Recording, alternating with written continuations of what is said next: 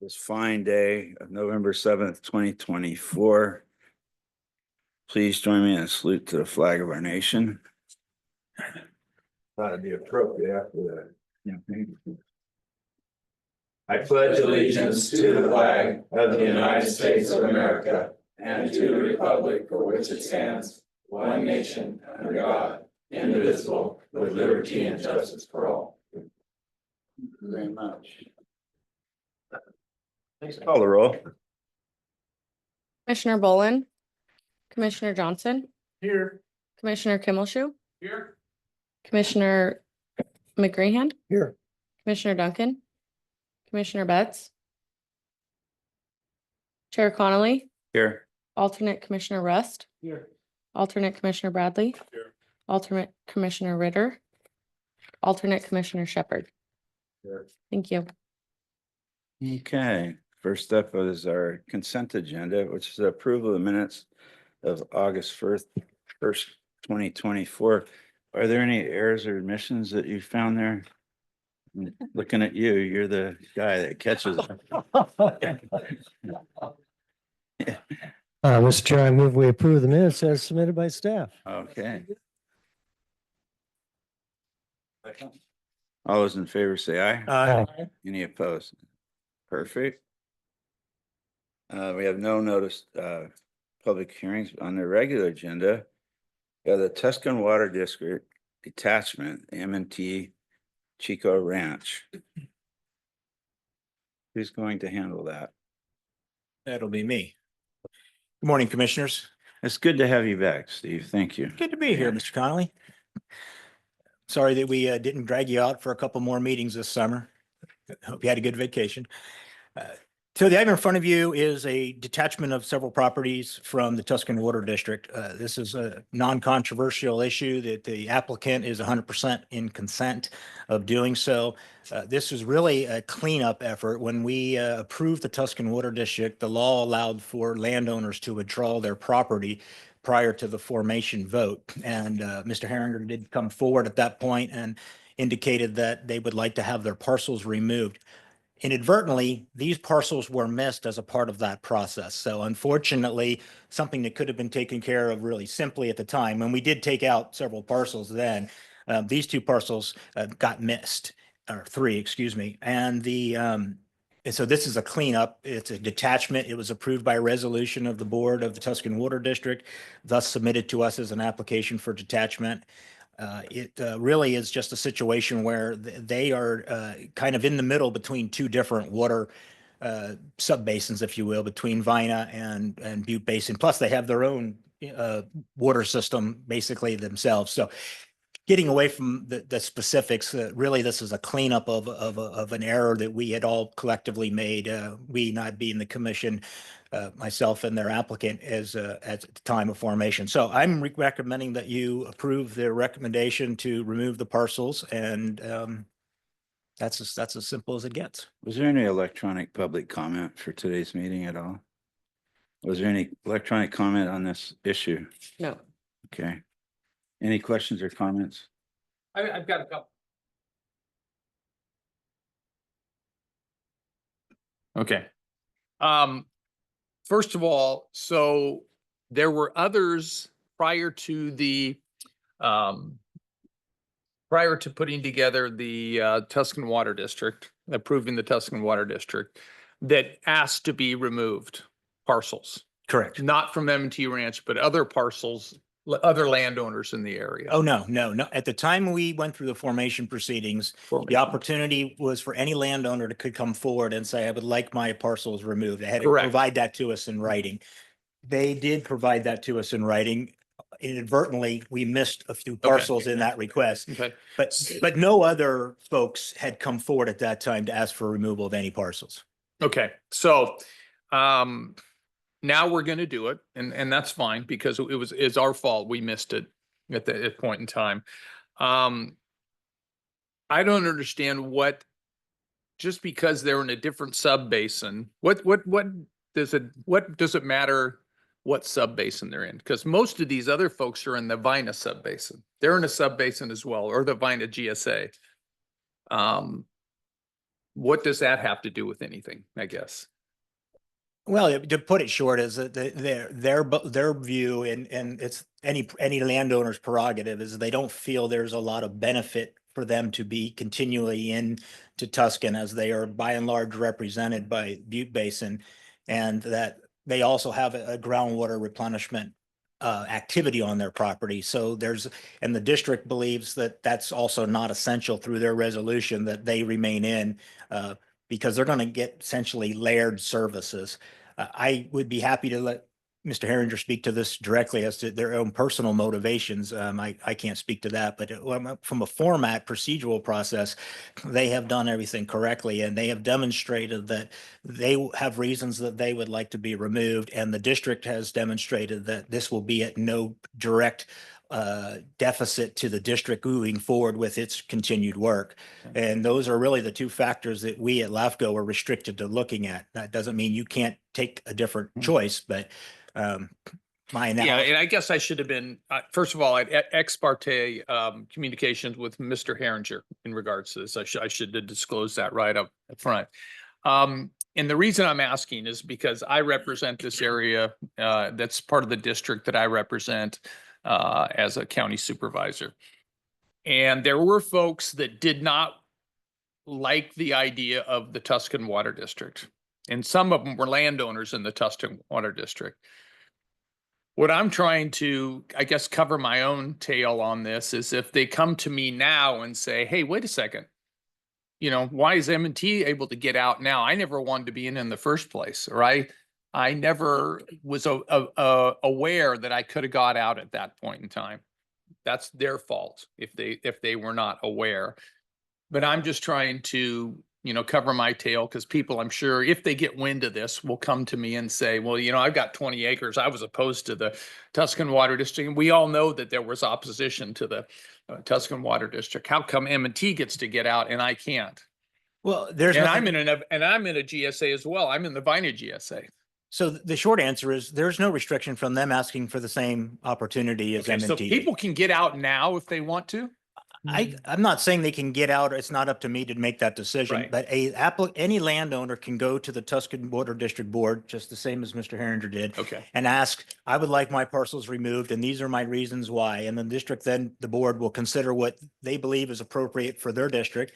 So to answer your question, anybody get you that, I want out, the process is approach the Okay. Tuscan Water District Board, make the request for detachment. And if it complies with the policies that exist from Okay. LAFCO, then by all means, they will be sitting in front of you as well. Great, Steve. That's an exact answer I needed. So I'm gonna put it on the backs of the Tuscan Water District if someone comes to me. Is that right? Yes, Rich has Okay, really so strong I'd shoulders. love to just get stuff off my back and onto someone else's. Okay, I'd love to blame someone else for problems. So I'm so happy you can go on the record and say that. yeah. Anyway, okay, thank you for that directive. And that clears up and puts my mind at ease. Thank you. You're welcome. Any other? Yes, Mr. Chair, I have just a minor question for Steve. Steve, the landowner in this case is Pacific Realty Associates. Is that M&T one and the Correct. same? Yes. It's a general question, but just for education purposes. Is M&T on the board of directors for Tuscan Water District? Are they represented as a board member? Good. That's good. I just wanted that clarification. Thank you. I can speak. Just let me get done here. I'll Okay. call you. Any other questions or comments by board members? Okay, we'll take public comment. Come on. Thank you. I think that's their interest. I represent the M&T Ranch, Pacific Realty Associates. Yes, that's our parent company. And I've been out there for almost 40 years now. And as everybody knows, we have a pumping plant on the Sacramento River. We supply water, surface water rights. We have a project water right from the Bureau of Reclamation for Lake Shasta water. We pump a lot of water out of Sacramento River just west of Chico for not only M&T's use, but also Llano Seco. We share a water right. And then we also have the first dam on Butte Creek, just east of Chico, off Honey Run Road. We divert a lot of water out of Butte Creek. and a few years ago, David's Engineering did a study on that waterway. It's Comanche Creek.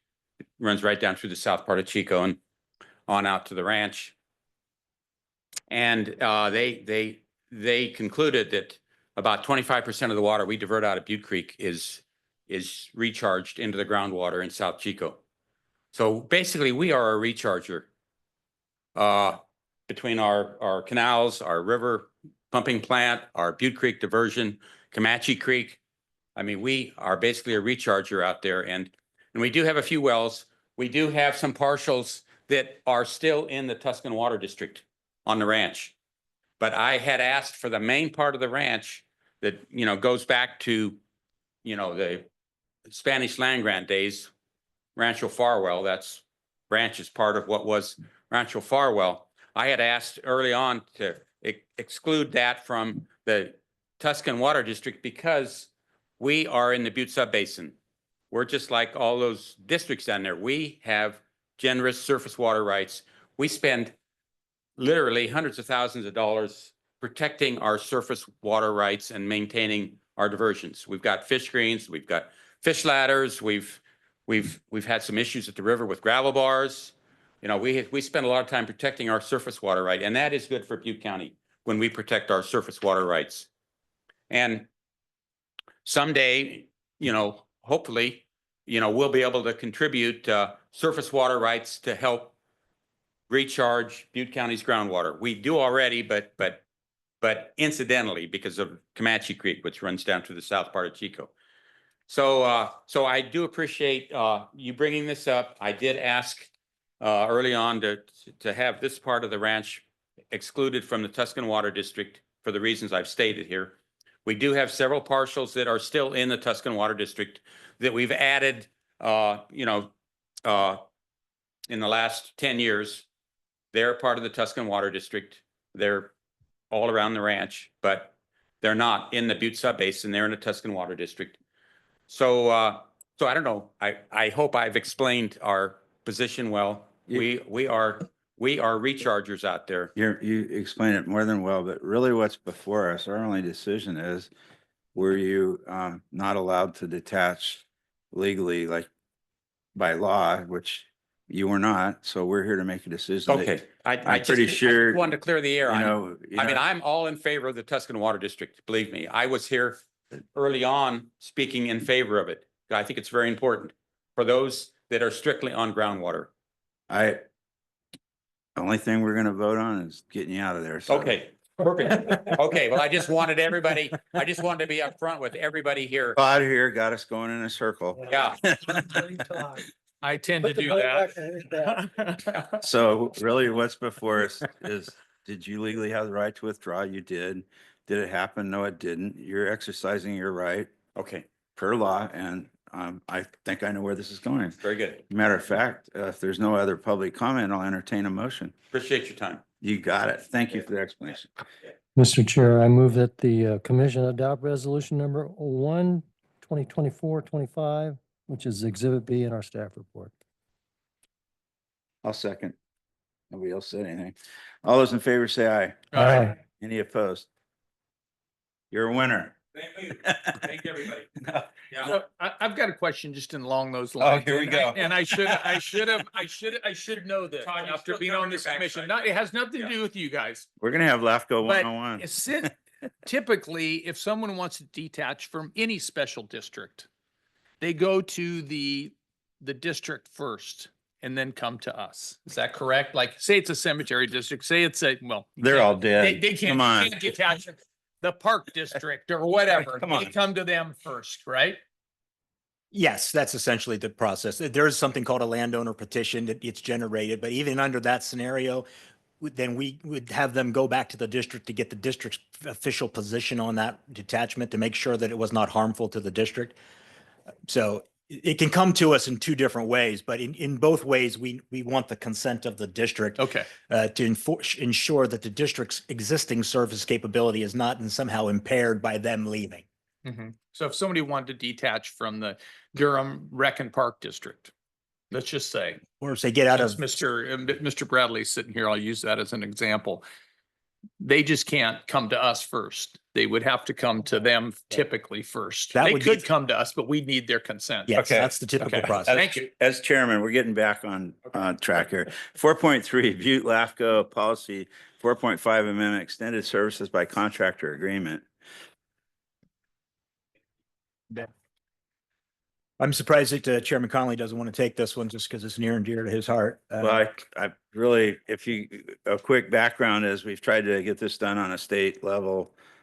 There's just basically language that can be misinterpreted or misused, not the intention of the legislature when they brought us into existence. So this is like a Band-Aid we're going to put on locally. So essentially, right now, the policy, the way the state law reads is that if you extend services outside your agency, you have to have LAFCO's permission to do so. There are certain exemptions to that particular law. There is some debate, has been some debate in some circles, not ours, but generally through special districts, that the exemptions can be determined by the individual that's affected. In other words, self-exemptions. And I don't think there's anybody who believes realistically that the legislature ever intended these to allow people to self-exempt out of a particular scenario. As Mr. Connolly pointed out, we tried to get this through the legislature as a fix in the law itself. That has been extremely complicated for a variety of reasons I wish not to go into now, but the fix for us locally is because we will adopt a local policy that says we decide the exemptions. And if in fact they are exempt, then they can carry on without any further LAFCO action. And by example, over the years, we've been very fortunate that we've always been did a lot of outreach with districts and cities to let them know that this law exists. And if they want to implement that law, they come to me first to talk about it. And if it in fact complies, then I bring it to the commission. So we have approved, for instance, just to give you an example why this is not complicated at all and it frustrates those of us who've been working on it for a few years is we've had on 2 or 3 occasions Butte County Resource Conservation District, which is countywide, but they are not operating within city limits. They don't have any incorporated territory. They wanted to contract with the city of Chico in one instance to clear vegetation in Upper Park for fire control. There's clearly an exemption in the law for when 2 agencies can do similar things that they can then contract for that. They simply wrote me a letter. I wrote them a letter back saying that the exemption applies to them. Thank you for letting me know. We'll document that. It's in the file. Carry on and do your work. It literally took all of 3 or 4 days to turn that around. We've done this for Berry Creek Community Services District at one point. We've done it for a couple other agencies. So we have been very effective in just letting people know, come to us first. And if there's an exemption, if we can at all figure out a way to apply an exemption, you'll get your exemption. What some folks have been doing around the state, mostly down south, is doing some very egregious things, extending services into other people's districts and then claiming exemptions, forcing the LAFCO to then sue to correct that. This policy goes a long way to establishing a local policy that prevents that from happening. So it's, I don't think it's controversial at all. I think it's a very needed and necessary cleanup. So if there's any questions for me, I'm happy to answer. I think a better example too is like, say, there's 2 sewer districts with a border next to each other and there's a failure and one crosses right into another sewer district and it's an emergency, we use the exemption. And that's an egregious thing to do because it's, preempting rational growth and boundary. And that happens down south. And so ours was bluntly the extension of services from Paradise to Chico, where somebody said, well, you don't have to go through LAFCO. So we want to fix that. Quick question. I'm sure did you have legal counsel review the resolution and the exhibit relative to the amendment? We prepared it together. Marcia Birch is on the Zoom call today as well. If you have, Scott's unavailable to join us, but she's sitting in. I'm sure she's happy to answer any questions. But to answer your question directly, Scott and I drafted it together. Okay, that was the main thing. Just make sure. Some agencies bring items to their decision-making body without legal review, and then they say, well, just approve it subject to legal review, which I don't think that's a good practice. So. Not really. I would never do that. Of course you would. Any other questions or comments? Any public comment? Close public comment. Wishes of the board. Move to approve. Thank you. Second. All those in favor say aye. Aye. Any opposed? Thank you. Well done. Nice fix. Well, I still think it needs to be fixed on a state level. Well- We're working on it. You're speaking to the choir. Yeah, you're right. And bluntly, I think special districts would benefit from a rewrite instead of this misinterpretation by some renegade district. You able to get CSDA to endorse that idea? We'll talk afterwards. Okay. There you go. Thank you. Next up, 4.4 initiation of municipal service review MSR for community service districts in Butte County. Thank you, Chair, and good morning, Commission. This is an informational item to update the Commission on the things we've been working on in lieu of, we haven't met for a couple months. So just want to update you on what is going on in our office. I am in the process of updating the municipal service review for community service districts in Butte County. That includes Berry Creek Community Service District, who provides domestic water, Buzztail Community Service District that provides road maintenance, and Richardson Springs Community Service District that provides wastewater treatment. Each of these districts, though geographically separated, function very similarly in that they're very small. They serve a very unique community. They've all been recently affected by some sort of natural disaster, the Park Fire, the Camp Fire, the North Complex Fire. And so the reason for the update is to check in with these districts and having been doing that over the last 2 months or so, it's vital, or it's come to light that these districts are going to be in need of some help from us and some other entities in the future. So the last comprehensive update for these districts was in 2006, although Buzztail was updated in 2017-ish when they divested themselves of their water service. So this is mostly just an update for you to let you know that the CSD Municipal Service Review will come before you. I would anticipate in early 2025, potentially at the February-ish meeting, we'll be reviewing this and adopting that. So if you have any direction or any comments for me, I'm happy to hear. Berry Creek, we need more active board members. Absolutely. I mean, how many people are left up there in that district? 17. Oh, my And we gosh. can't get a board together, so. Oh, gee. So Yeah. is that, when you say 17? It's in off of Bald Rock there, the community service district is limited to kind of a square area. They originally had 171 parcels in the subdivision. At their Sugar max, Pine Bar. we're serving 156 parcels. And then after the fire, they've had 17 connections reestablished since the fire. So that, of course, they're still functioning. They're still, producing enough water to serve 171 lots. And so, that's going to be an issue for them coming down the road. What's the status with Richardson Springs? Are the same effect because of the park fire? Their wastewater treatment facility was impacted by the Park Fire, but they too are functioning at a much lower capacity than what they were built for. They're a little bit different type of district in that they're fully funded by YWAM, the church that owns the parcels. So that's also another thing that is going to be highlighted and considered in the municipal service review, that they just function very differently in that they've just evolved over time. So That'll be interesting study. yeah. We're looking forward to it.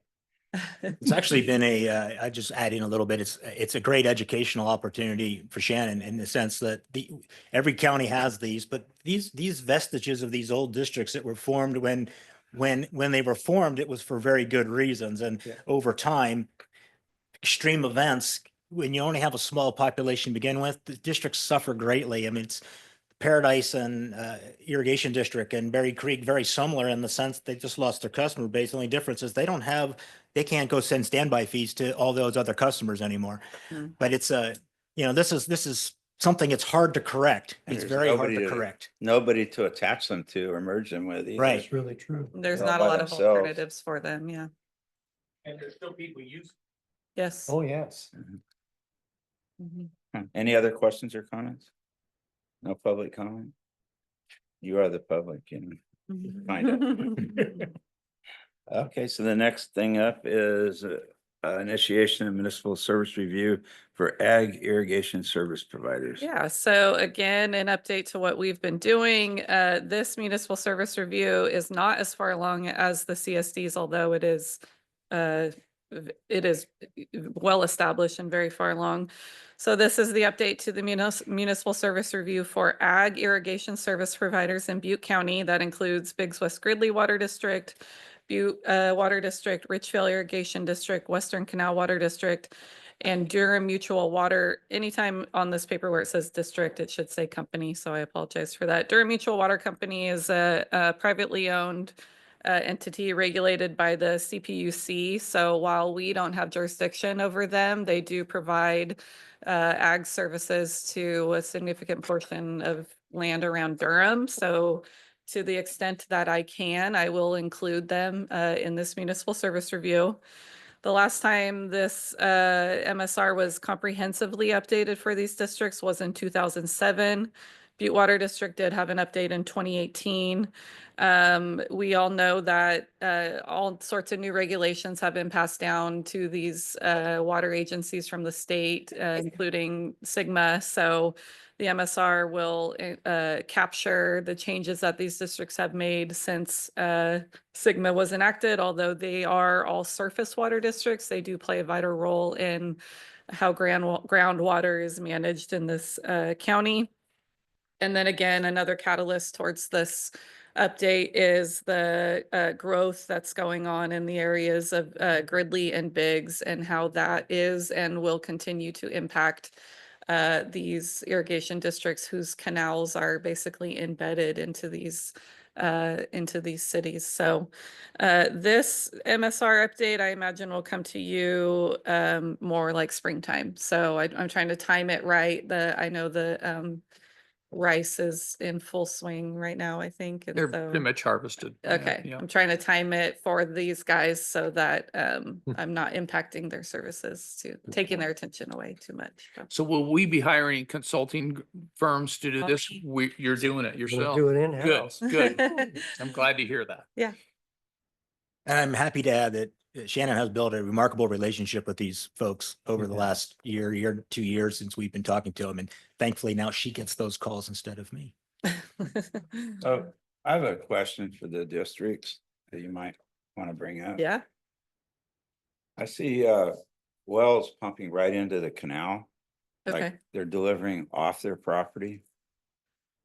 Where's that water go? Does it stay within their district? Does it transfer to another district? Or does it circumvent our rules on selling groundwater out of the county? So is it's must be drainage water that all, no, okay. It's groundwater. I saw them pumping. Pumping you have groundwater too. to the, okay. And I'm just curious, it's no big deal if they're just transferring it to another part of the farm or to their neighbor's farm, probably within the district, but Yeah. I'm curious. I do know that Biggs West Gridley does transfer a significant portion of their water. So that'll all be fleshed out in the document. And of course, as you know, there are CEQA documents and approvals and everything that goes. I was into that. asked about it, so I went and looked and it was true. Yeah, No, it's true. And I can discuss it afterwards. If Okay. you want to. I just want to make No, sure. it's a good question.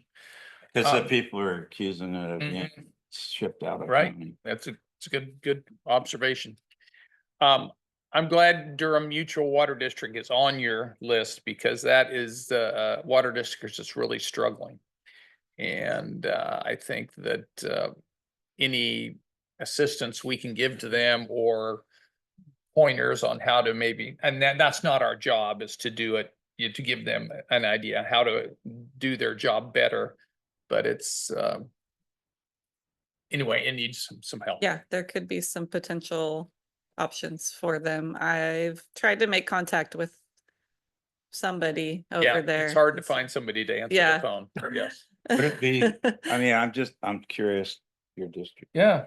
consolidation maybe with somebody else or? Durham Mutual is efficiency? like I said, it's a privately owned entity. Their users are shareholders, and so they each hold an ownership to the company and therefore a right to the water.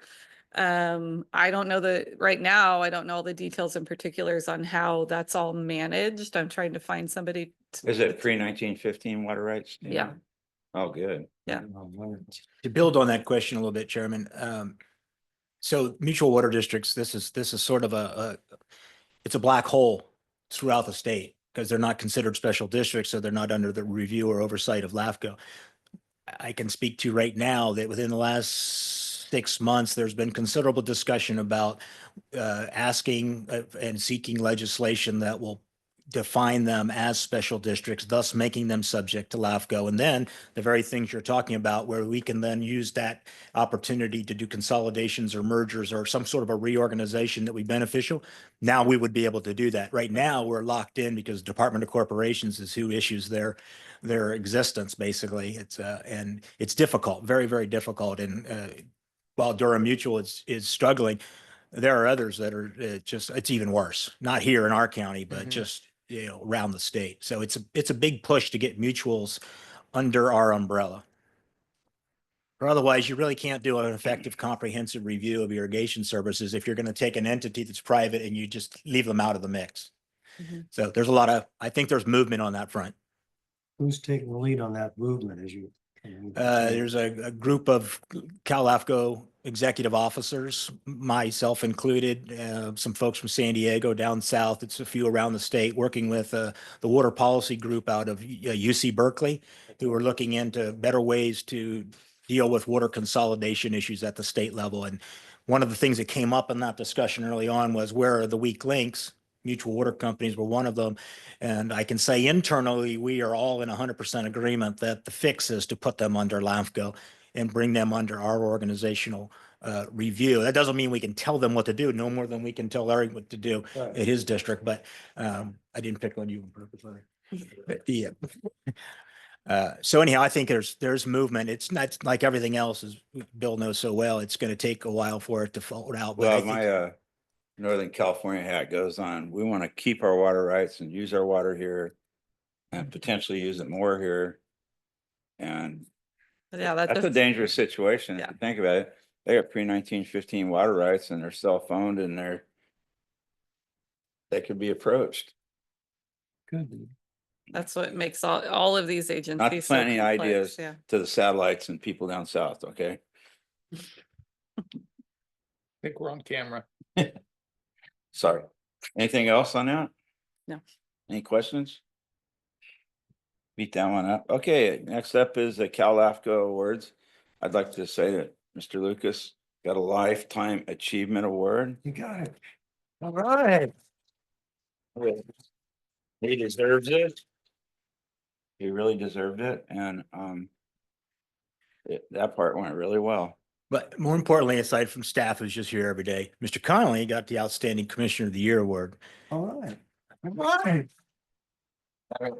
By the next day, they wanted to take it back, but we'll talk about that later. Is that like the, outstanding actor? You got like an Oscar or something? I'm not sure what you're suggesting there, Mr. Pretty good Commissioner. speech. Pretty good speech. I will say that if you talk loud and you're passionate, and I can tell you this hands down, Bill has friends around the state that I'm sure when he started this, he did not have to begin with, but he speaks passionately for LAFCO. He's always wearing his LAFCO hat, and he always calls the question as quick as he can to get things moving. And a lot of folks really appreciate his leadership. Some don't, but that's okay too. We'll fix it. That's politics. Yeah, drag it on forever. But I will say on behalf of both of us on the Charge of the Awards, it's the commission's flexibility and ability to allow us to participate at the level we do which is what makes all of this happen. So I appreciate your support over the years. Well, well deserved, both of you gentlemen, but also I want to compliment staff for sharing this information in our packet, particularly the summarization of your careers that was put together. I can share that with some local citizens here. So You don't have any edits on any of that? Mhm.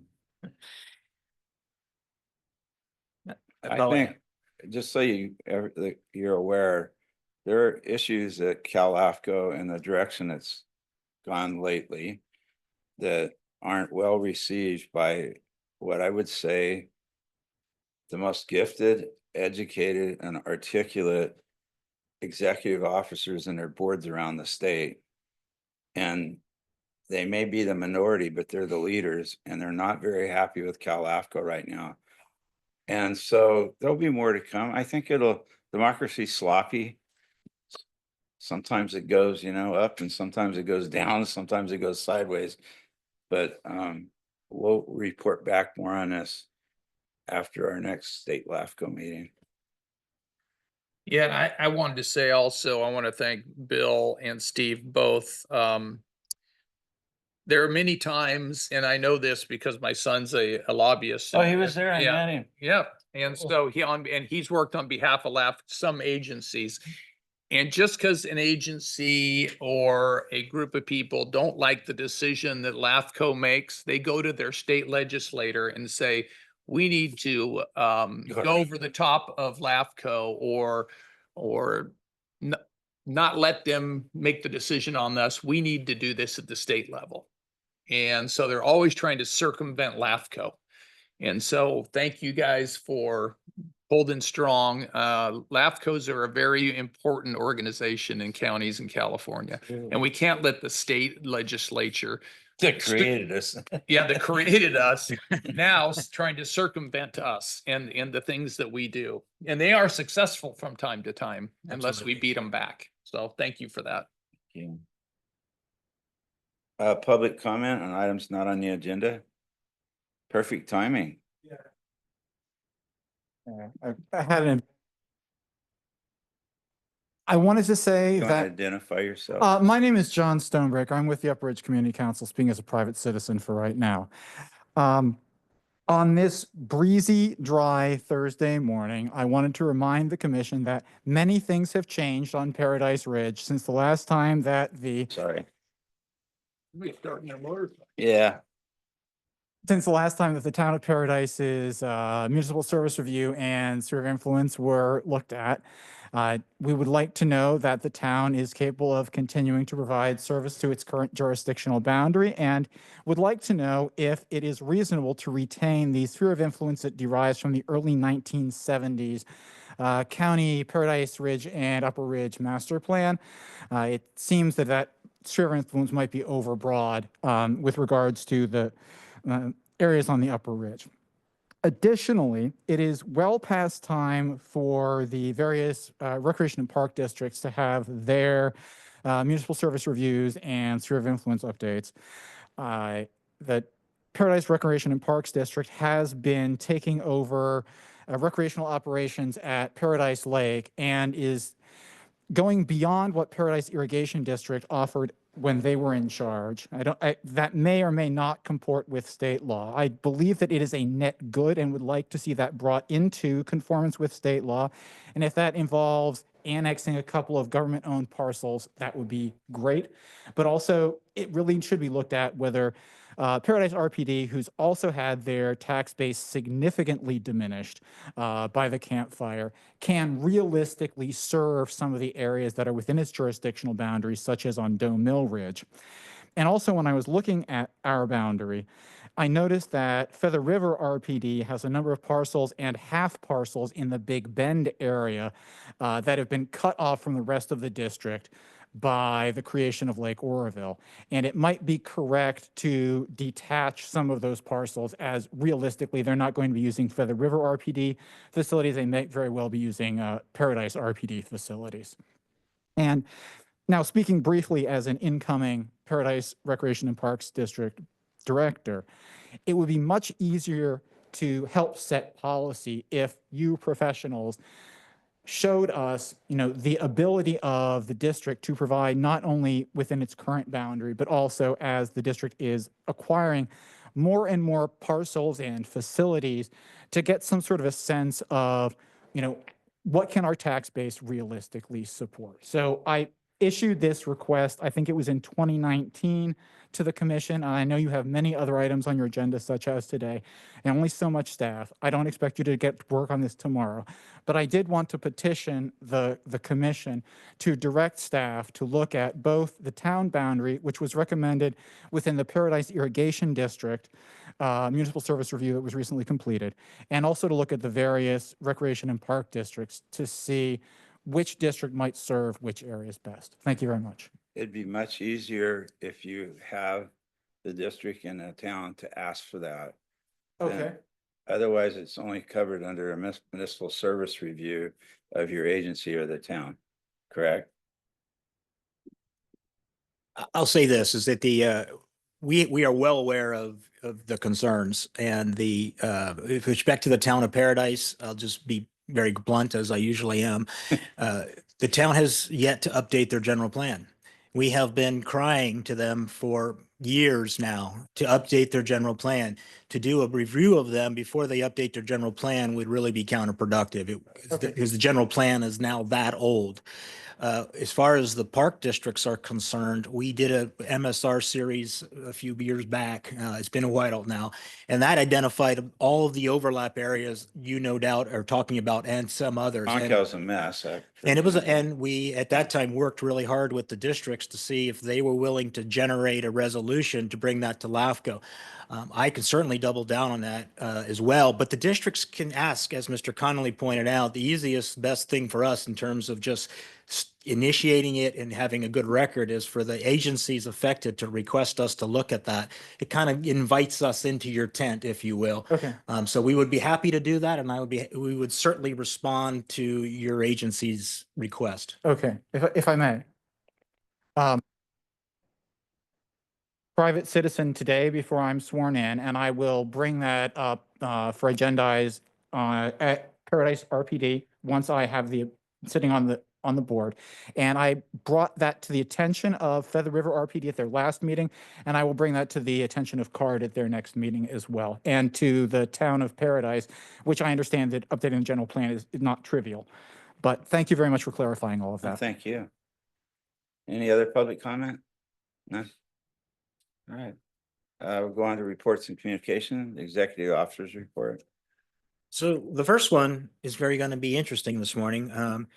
We have been talking to you about our lease is going to expire soon, and that's what this matter is ostensibly about. But I'm going to let Shannon and Crystal speak if they wish, because we had another interesting event happen this morning. We at have our a building. flair for drama. Our building was broken into this morning, and so this is just another item to add to a list. Did you have to do that just so you can move out of Oroville? I mean, break into your own building? So, like I said, it's just another item to be added to the list of just the issues that we've had at this location. We reported a year or so ago about the fire that occurred in the building. Another tenant arrived this morning to find that an outside building or an outside window had been broken. They entered the building and broke the door of a different suite than ours and stole some, I think, some checks. And so I heard from her, they stole all his account. all accounting information. So we luckily have an alarm in our suite. And so, but that does, if an alarm goes off, we are not confident that anybody's responding to an alarm. So this is just another item to add to the conclusion that as the lease comes to an end, we would most likely be looking for a different, we will most likely not be entertaining renewing the lease at our current location. So I've been told that looking for a new commercial location is a months-long process. And so as this year comes to an end, we'll most likely engage with some sort of professional help to find that new location. And we'll keep you updated as that happens. To the chair. So with all this going on, what safety issues do you have in place? And that somebody We shows up? don't. Crystal and I sort of if we're alone in the suite, if we're alone, then we typically keep our door locked and have a sign that says to call or to knock if they have LAFCO business. I'm typically the very first person in the building at 7:30. And so I lock doors behind me and I just try to be diligent. Crystal's usually the last one out of the building, and so she locks up. But the building itself has cameras all around it, but that only does so much good when there's just not a lot of resources in this community, unfortunately, to respond to issues that we have. And so we just do the best we can. Well, and that's my concern Yeah. is that there's an immediate need for response and there isn't that available. So Yeah. I don't know. That was at least our experience when the fire happened. Was we were disappointed in the response that we received from law enforcement. Today it was municipal law enforcement that responded, or municipal Service officers. Yeah. And they came within maybe 30 minutes of the call. Mhm. And so we've never had to like call immediately 911 for an issue, but Besides the fire. Besides- The guy yeah. was trying to get in. that's true. We did call 911 for the fire. So I don't particularly feel unsafe in the building, but it is true that I just never know what I'm going to come upon when I get there at 7:30 in the morning and leave at 5 o'clock at night. So The troubling part, and I'll just again be candid, is that the response to anything is just so slow. I'm not, it is what it is. I can't change that, but I can't ask my staff. I said, if you see something and you show up at that building, anything doesn't look right, don't go in. Yeah. Don't even go near it. And call 911, call me, call OPD directly. But the reality is if something really bad were to happen and they have been confronted by homeless folks who have not been, all together there, that can be a very dangerous situation. And you expect to call 911, you expect an officer to show up. And that's just not been the case. Well, and should we be doing more? I don't know that there's much more we can do individually other than we have a lot of just, we talk amongst ourselves and use a lot of common sense. Like Shannon said, we have cameras up, but the cameras can even show who the person was. And sometimes OPD doesn't even ask us for the film. Tape, I guess, as it would be now, but Well, and being diligent is obviously your best Yeah. way forward, but and mind you, there's no cash, no checks, no accounting, none of that's on site and everything's on the cloud. So, I mean, reality, if things were stolen, it would be a real annoyance, but it's not going to be the setback that this other tenant suffered. Yeah. And frankly, as the joke goes, they look at the door, it says Local Agency Information Commission. I don't even know what that is. But I appreciate your concern, Mr. Shepherd. It is something that we need to deal with. yeah. Yeah, be safe and thank you. The next item up is under public agency engagements. This is the first one to me is really good news, and I will thank Mr. Connolly for consistently pushing this item. So that the grand jury wrote a report, we've written an MSR, and it talked about a lot of different things. One of those things was some sort of a reorganization.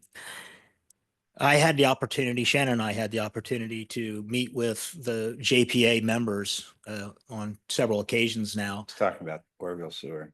SCORE, the Sewerage Commission Oroville Region, is run by a joint powers authority between City of Oroville, Lake Oroville Public Utility District, and Thermalito Sewer and Water District. And this group of folks now has been very helpful to us. And what we identified were some very clear issues that they are suffering through that are directly related to development in the Oroville area. And the number one thing consistently, unanimously among the group is that they're not getting consistent information or requests for comment from the county on planning projects. I don't want to go, I'm going to schedule this as an item in December as a standalone item. So I'm not going to go into it too deeply now, but I can say that the district's problems mostly come from the simple fact that they are not at the front end of the development process. By the time an application is submitted to county planning and planning starts to work through it, they eventually get to the point of saying, you need to annex into X district. That's when the district finally hears about it. That could cost very little in terms of it's right next to a sewer main, or it could cost millions of dollars. And every planning department should want to have that information, and every developer would insist on having that information up front. And it puts these districts in a very bad position where things that are very, very protocol driven, number driven, capacity analysis, thing like that. These are things that should be available to the developer up front and planning up front before they even take that application in and call it complete. And right now they're completing those applications. They're coming to the districts after the fact. And then of course it's who's the bad guy in the process? It's the districts who are left at the end telling them they've got $750,000 capacity fee to pay or whatever it happens to be. And they didn't see that coming. And there's a fix to it. We fixed it in 2005 with a formal legal agreement between the county. Mr. Connolly was there then, and the county followed it for quite a few years. We provided comments back. It was very useful. It got out in front of that whole issue, and then subsequent changes in leadership at the Development Services Department, and it has been dropped completely. And they want to push us into the Trackit system, and the Trackit system, frankly, is just not very useful. Everybody in that roundtable says the same thing. Half the information's not available, or it's been moved, or it's been, I don't even want to get into that right now, but it's not easy, and it's not even easy for us internally to always find that information. We have to end up calling a planner on the spot and saying, we're looking for XYZ. Can you help us out? And we get it sent directly when it should be up on Trackit and able to be seen. So there's a lot of issues here. And when I say it's good news is this group has identified that. We want to upgrade that memo, that agreement that we entered into in 2005 with the county. And this time have some teeth in it that forces the County Development Services Department to actually comply with it, so that these districts are not holding the bag at the end when they should have been involved in the very beginning. Your project goes nowhere if you don't have water and sewer. You need to know that very initially. And I would think the planners would want to know that initially. So I think we're making some progress on this, which will, I know it won't exactly meet Mr. Connolly's overall goal in terms of what he's asked for, but what we're seeing is a more of a functional consolidation that's occurring without actually moving boundaries or changing the districts. We're getting to a place now where they're going to amalgamate this information into one thing. We'll have an agreement with the county on this. The city of Oroville this time around has graciously agreed that they should be a part of the agreement. We met with Mr. Ring yesterday as a part of that group, and the city of Oroville also will participate, and they don't see a particular problem with it. So we're gaining ground there. And at the end of the day, attached to that agreement will be common standards that every one of those districts will provide as to what their very specific standards are for sewer and water connections. Right now, there's some slight deviations between them. One person's lateral might be this amount, one person's lateral this amount. They're going to work together to form one set of documents. So when a developer comes into the counter at a planning department and says, here's my parcel, I want to do this, then the first thing they'll do is say, well, let's make sure that you have backbone services to that property and it's feasible. And we'll send out this notice to these agencies, including LAFCO, and we'll get that response back. And there's tight timeframes in it, like 10-day turnarounds, that kind of thing. And you're also going to receive as a part of that packet the actual standards of those agencies that have been jointly prepared by them to match to the extent possible. They all do a little something different, but that way the person walks out of that initial meeting at whether it's the city of Oroville planning counter or the county planning counter, they're walking away with what they need to know up front. If they don't do their due diligence at that point, that's on them. But we will have provided the developer everything we possibly could to get them that information up front before they put out significant financial resources to move forward with an application, only to find out 10 months later or 12 months later at the Planning Commission's approval that they still have to go through this other process. It's not right, it's not necessary, and it's terribly inefficient. And I'm very proud that we were able to, as your staff, get in the middle of this and try to work towards a solution to fix it. And I think with this approach, we can get someplace significantly better than where we are today. And the coordination that's coming out of that between the three agencies is better than I've ever seen it. It's because they're afraid we're gonna consolidate them. Well, sometimes the thing you don't want out on the horizon drives you to do the thing that's right in front of you that you've been not, putting attention to. But this is progress in my mind. We wrote an MSR, we developed some issues and determinations, and that got their attention. And that's what should have happened. They should have our attention.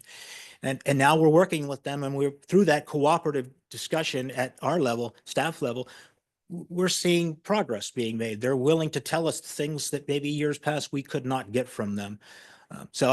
We certainly will be include Mr. Connolly as it's largely his territory, although Mr. Kimmelshoe also has a good portion of Thermalito as Well, well. this was fixed for a lot of years. I mean, it's called a will serve. You go get a will serve letter from the water agency and the sewer agency before you do your subdivision. Should be done on the front end. It should you're exactly right. And that's what that Should be original on that agreement very was. first meeting they have, it's free.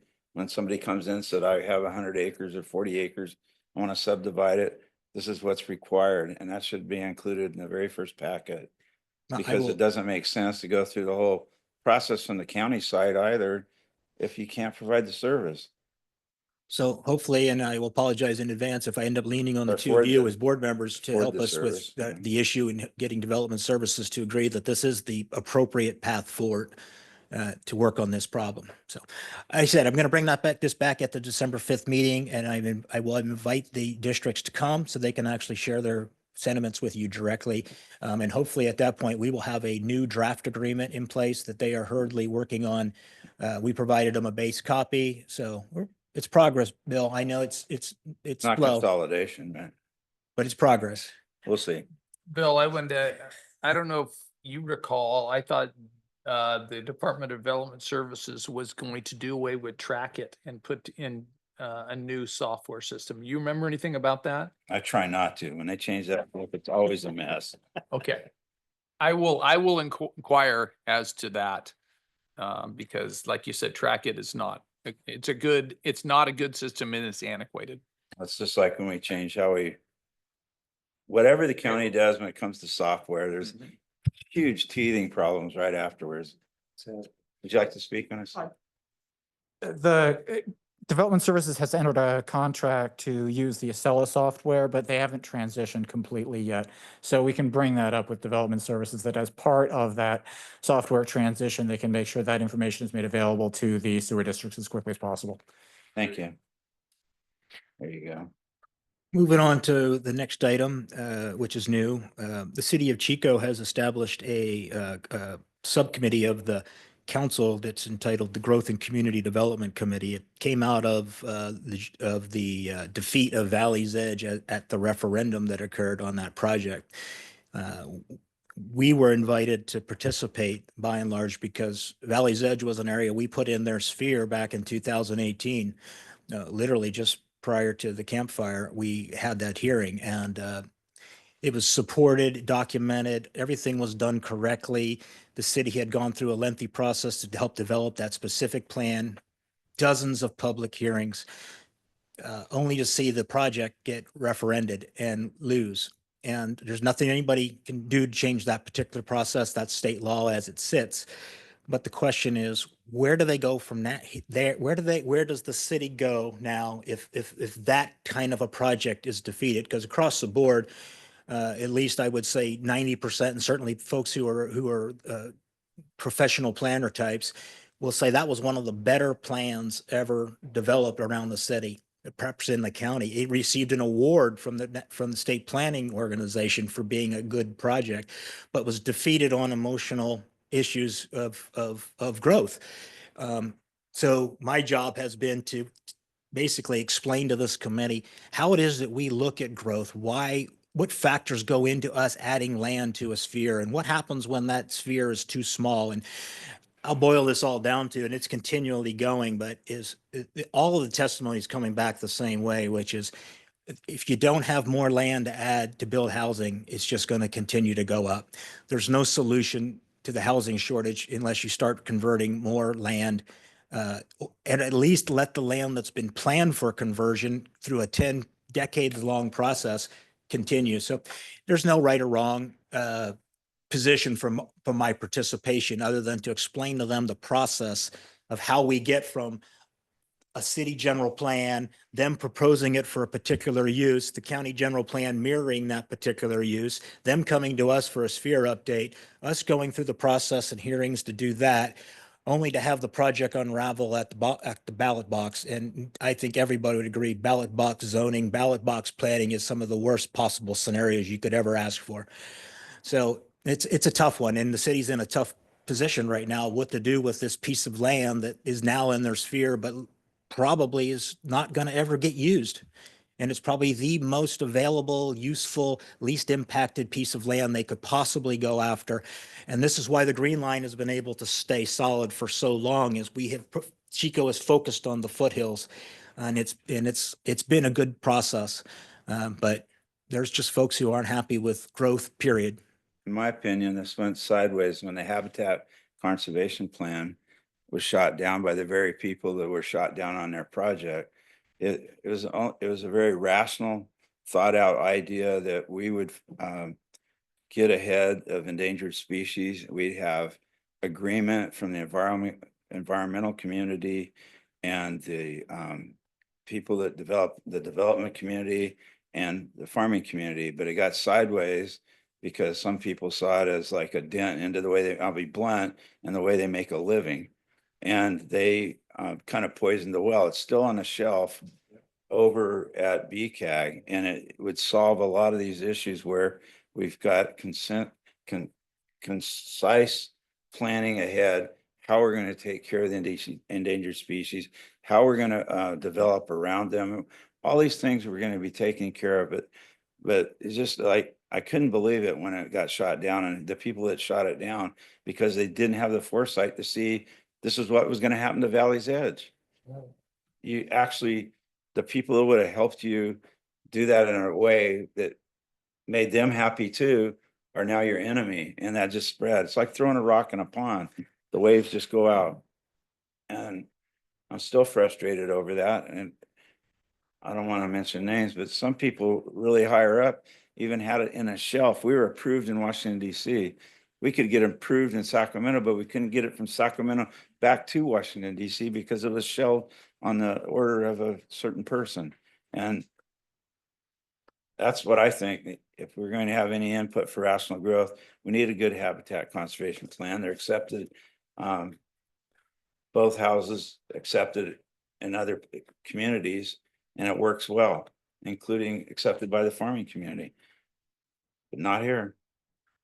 Well, And the development community that opposed it are the ones that got burned by it. That's what, I'm sorry, I'm just the janitor. I think a good takeaway on this particular issue, though, is we were invited to the table at this meeting because I think by and large, the participant group looks at LAFCO now as a neutral body that has the experience and the professionalism to answer these questions in a way that is effective. And so I think the importance that LAFCO has grown. And we are welcome now into arenas where years ago, as some of you know, have been around time, Chico didn't want to talk to us. And now they want us to participate. And I think that's great. So Well, bring up the habitat conservation plan. I'm not sure if I can I do think that you're as going to clearly have as you can, Bill. More resolve and support than you ever had before, at least on the development side. Next item up is also new, and I'm going to let Shannon talk to you a little bit. She's also been looking at Lake Madrone Water District. This is just a information update. In doing my research in the Berry Creek Community Service District, I made a visit with the folks over at the Lake Madrone Water District. They're not included in our CSD update because they're a water district. They were heavily impacted by the North Complex fire. They experienced the same loss of their facilities as what happened in Paradise for PID. So all of their distribution lines under the ground have been exposed to chemicals that are not safe, not healthy to be drinking. And so while they're still pumping and storing and producing water for their customers, it cannot be delivered through their distribution lines. So since the North Complex fire, they've been trucking water to the customers that live in the district around Lake Madrone. They're sort of in a sticky spot because the EPA at the federal level has said your water's not safe, you can't drink it. Or no, I'm sorry.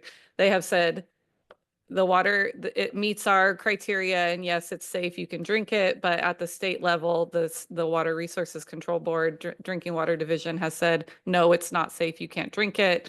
So they have exhausted all of their state I funding understand. and are not eligible for federal funding, and they need roughly 10 million-ish dollars to replace their distribution lines under the ground. And so I met with them. They're a well-functioning district. They're meeting, they're doing all the things that a district needs to do. They just are unfortunately not able to use a significant portion of their infrastructure. So, and they are well connected. They've been, they've reached out to entities that there's just not a lot out there for them. So I did connect them. I had a meeting last week with the regional representative for CSDA. Him and I had just a little meeting to connect. They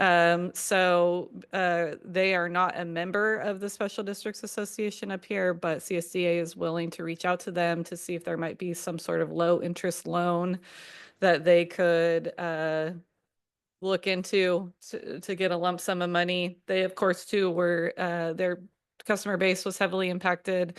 They're also a vacation community, and so a lot of folks don't live up there year round. They just visit the area, so they don't have, and they're more affluent, so they're not eligible for a lot of dollars out there. So they're kind of in a tough spot. So this is more of just an update to let you know that we'll continue to do for them what we can and connect them with the resources that we can. I'll follow up with CSDA and see if there was anything A available for suggestion? them. Yeah, Look at a long-term bond.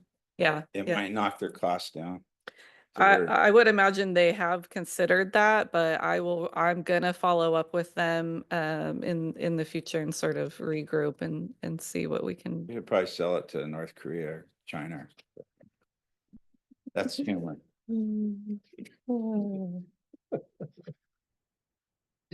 Okay, that was it on that.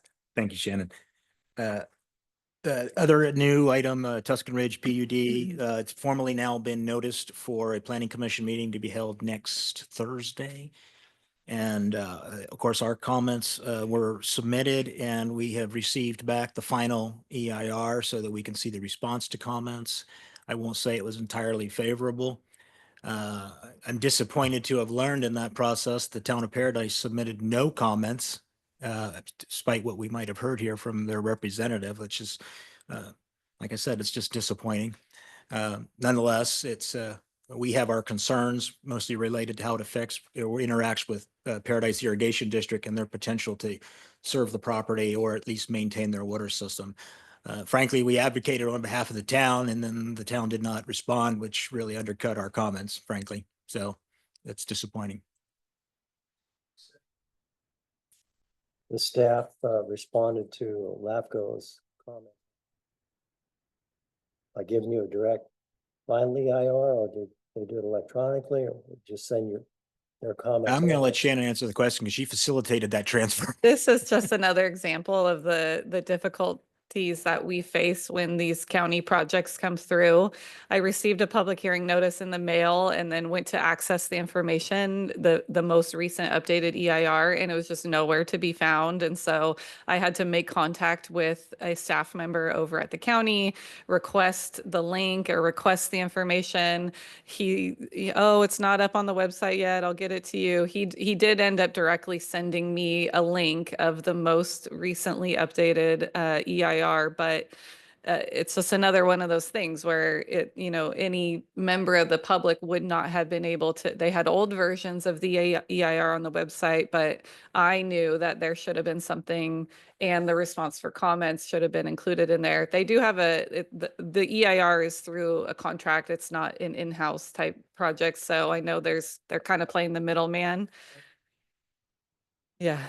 Obviously gonna have to advise my district manager to do the same thing with the county staff. 'cause Okay, We yeah. have not received any response to our commentary on the draft. as So yet, the- and yet we hear this thing Yeah, scheduled for so the hearing. most recent document out that the planning commission will adopt at its November 14th meeting is on the website. It does include a Is it on the sec- website now? As far as I know, I was sent a link. So yes, I believe it is on the county's website and does include a section of response to comments, which ours were thoroughly responded to. So Okay.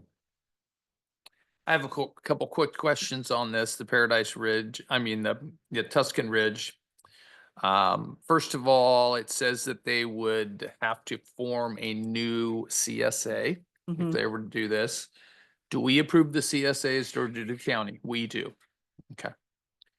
And then secondly, we in the county have 300-foot setback from agricultural land. It's adjacent to agricultural land. Is that 300-foot setback being adhered to, or would that be put forth at the planning commission meeting? That's a great question. You're testing my memory now. I do It- not, go ahead, Jen. It's discussed in the section. I don't believe it's a full 300-foot buffer. It is discussed, and I think it has to do with the designation of ag land that it is. It's not considered prime. And so I did not see that the ag commissioner provided comment. There was very few agencies that provided, I think it was us, Caltrans, and PG&E maybe that provided comment. And so I can get that exact number. So ex parte communications with them probably 2 years ago. I went on a site visit and they were arguing that because of the steepness of the terrain and it's marginal grazing land, it's kind of lava cap.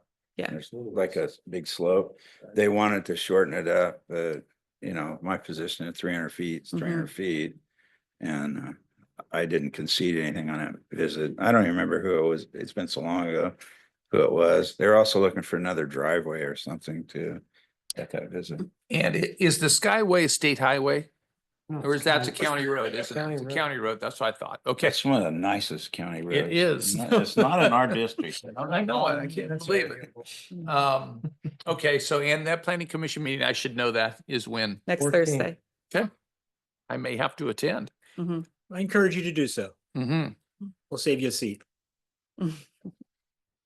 Again, this project just underscores what we've already said about the frustration of working when we say we don't know who commented what, the process throughout the last 3 years and the number of changes and how poorly those changes have been telegraphed out to everybody. It's hard to know who got what and when. I mean, I could try to draw a puzzle and I don't know that it would even fit. Nonetheless, we'll see how it goes. I will add too that one of our comments was that it lies between two park districts. And so I imagine this comes back to what your comment was. 2 districts. And so they did, in response to our comment, require a condition of approval is that they would submit to LAFCO a reorganization application to straighten out that park district line. And so perhaps our comment ended up covering what your district would be concerned about. I need to see the comments you got in response to your Sure. comments. That's all I have on that item. I'll let you know what happens after next Thursday at our December meeting. Tuscan Water District, just happy to say, aside from what we did this morning, that cleanup item, they continue to move on down the road with all of their required conditions. I reported to you in the past that they had submitted their MSR application and requested the Board of Supervisors to develop divisions within the district. I don't know that they have heard back from the county as of yet on that. I see Mr. Giesenteiner's here today. He might want to answer that question, but it's not that relevant. And they're currently preparing for their revenue measure, and I just confirmed that ballot will go out on November 15th. And it's due back January 15th. Public hearing will be January 15th. So good news is they have done their due diligence. They've held several public hearings on the process of going through the procedure for getting the assessment approved. I thought it was very thorough, very easy to understand. They have a very good consultant group that's working on it, and I have every reason to believe that the ballot process and the voting process will go well. I can't tell you what the outcome is going to be, but I think they have done everything right to date to get to this point. So I'm pleased that they not only honored our conditions, but they're living our conditions as well. And Mr. Giesenthaler is their interim general manager speaks with me often about various things. So we continue to cooperate, and I think that's going to work out. CSA reorganization, I really don't have anything new on that, so I'm just going to let it pass unless Shannon might know something I might have not missed in the last couple of weeks. Cal AFCO, we had a board of directors meeting. It was a very hostile board meeting. Bill mentioned this earlier. I'm talking about it as I wasn't hostile. you weren't. You were just very straightforward as you usually are. And but they did some things that we felt as the membership were done very poorly, not transparently, and they got called on it. And I'm happy to say that they rescinded their action on that particular item, which was to dissolve what we call the legislative committee, which is sort of a that was our expression too, Al. It was dumbfounding. It came out of nowhere, and it's something that's the foundation of so much learning opportunity for Cal AFCO folks throughout. There's the EOs have been around a long time, but a lot of staff get on that, and it's like a LAFCO 101 session. It goes on for a couple hours related to legislation, but it's instrumental to so many people's careers in helping them understand what we're doing. But the board went through a serious change after Bill left the chairmanship. And I can only say that it's powers and ego probably that have a lot to do with it. But it's a struggle. And we're going to have another board meeting on January 10th, which I don't think will be a happy meeting, because they're going to hear some very hard truths from their membership about where we go and where we need to go and what's going wrong. And again, Bill Connolly is on the executive committee, which gives him an outsized role. Although I think right now he feels like he's been kicked to the curb, perhaps. But I don't think I kicked the curb. I just don't agree with the direction it's going. So I'd rather stay here and try to consolidate my sewer districts. I mean, I'll give you an example. I've never heard of this before. Maybe you have, and I Googled it. But you make a motion and you get a second, and then three things can happen. You discuss it, it either gets passed, it gets shelved, or it gets voted down, right? I mean, that's the three things. But they can create this thing where if a second person makes a motion and gets a second, not only is it considered first, it's voted on first. And I don't say anything at the meeting, but I came home and I Google, can you have two motions on the floor under Robert's Rules of Order? And it says absolutely not. So I thought, well, maybe I'll try to educate them. And they find some obscure book somewhere that says it's okay. But I've been doing this 20 years and 20 years in the American Legion and any other nonprofit I ever belonged to. We never allowed a second motion. And it got this really got weird. Then we had a motion as to elect a board member, and they allowed the second motion. And then they said, because the second motion has priority over the first motion, we're going to vote on that board member first. Now, if you're confused, I think I'm explaining it right. And then when I asked legal about it, well, we're not a Brown Act. You have to deal with the first motion first, Yeah, but before you have a second vote. yeah, but that's not how it went. And oh, I learned that. yeah, I mean, I'm not arguing with them. I'm not you know what they say, wrestling in mud with a pig, they kind of like it. So I don't get down there, but yeah, I mean, that's an example of where it's just gotten weird. I mean, have you ever heard of such a thing? No. And then to vote. Well, your motion for this individual over here is now preempted by our second motion. So we're going to vote on this individual first. And then that turned into like, oh no, we can't have a secret ballot. And we had a verbal ballot, which was very awkward for everybody. I'm talking about a state board that you're on. They're not subject to the Brown Act. first of all. Yeah, but Secondly, yeah, do they have adopted procedural rules? we're supposed to do Robert's Rules of Order. Did they adopt that in the procedural rules? Yeah, years ago. Well, then that's what they gotta follow. Well, they came up with a new book. It might have been written in China. If I'm it's not not- sure. I hate to make light of it. I mean, they're trying to destroy our system of government here. Who's your new chair? Never mind. Never mind. Yeah. It's all right. From what county? Just say. that. Sacramento, isn't she? Yeah, she's a special district member. And she's nice enough. You know how I run a meeting. I mean, they're discussing when we're gonna meet and I'll skip over it. And I saw a compromise to what I want to meet in person. Other people want to just do Zoom. And the compromise is half the meeting. So I second that motion. I got shut down and I had to sit there for 30 minutes to come to the same conclusion that I seconded. Remember? 30 minutes. And I got better things to do. I'll hang out with you guys, Yeah. you know. And the ladies too. Anyway, enough of that. Life goes on. That's all I have for you today. Okay. Would you like to speak? You know, that's the sign of an intelligent person. When you're winning, be quiet. Okay, any reports and communications? No Nope. correspondence, I meant. All right, we're adjourned. Well, we're gonna meet here Thursday, December 5th, Yes, sir. right here. Thank you all. Unless they find out what you said about their police response.